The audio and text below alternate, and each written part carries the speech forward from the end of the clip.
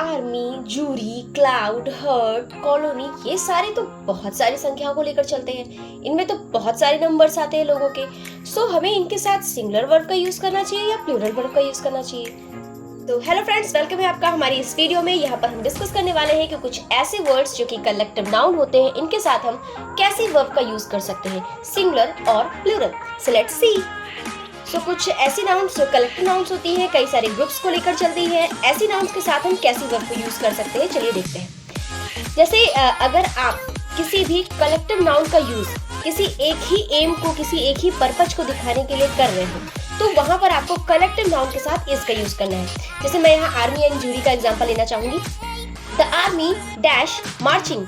सो जितनी भी आर्मी, वो जो सेना है, सेना में जितने भी लोग हैं, वो सारे के सारे क्या करना चाह रहे हैं? मार्च करना चाह रहे हैं। तो सारी सेना के सैनिक मिलकर एक काम के ऊपर फोकस कर रहे हैं। तो यहाँ पर हमें वर्ब सिंगुलर फिल करनी है, that means the army is marching.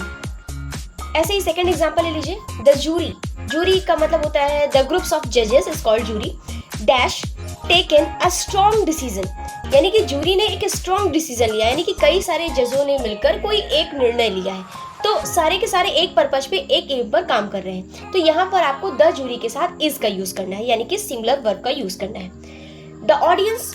Audience क्या कर रही है? The audience dash watching movie. सारी ऑडियंस मिलकर क्या कर रही है? एक ही काम कर रही है, किसी एक ही पर्पज पे फोकस कर रही है। तो यहाँ पर हमें ऐसे कलेक्टिव नाउन के साथ सिंगुलर वर्ब का यूज करना है।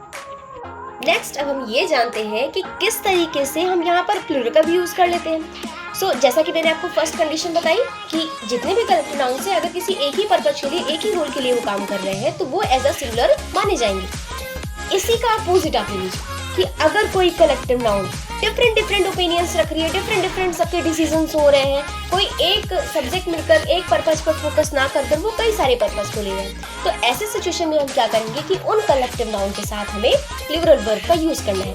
जैसे मैंने एक सेंटेंस लिखाया, the army dash chasing different terrorist. यानी कि आर्मी जो सेना है, उसमें जितने भी सैनिक हैं, सब डिफरेंट टेररिस्ट को चेस कर रहे हैं, यानी कि उनका पीछा कर रहे हैं। सो यहाँ पर ग्रुप तो कलेक्टिव नाउन का ही है, ग्रुप्स है पूरे, बट इनका पर्पस सबका अलग अलग है। तो यहाँ पर हम क्या करेंगे कि ऐसे सब्जेक्ट के साथ हमें प्लूरल वर्ब का यूज करना है। So the army are chasing different terrorist.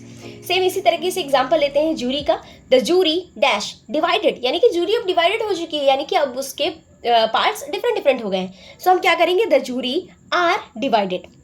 The audience dash taking seats.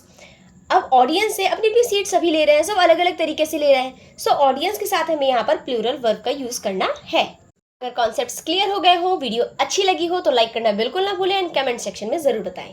Thank you.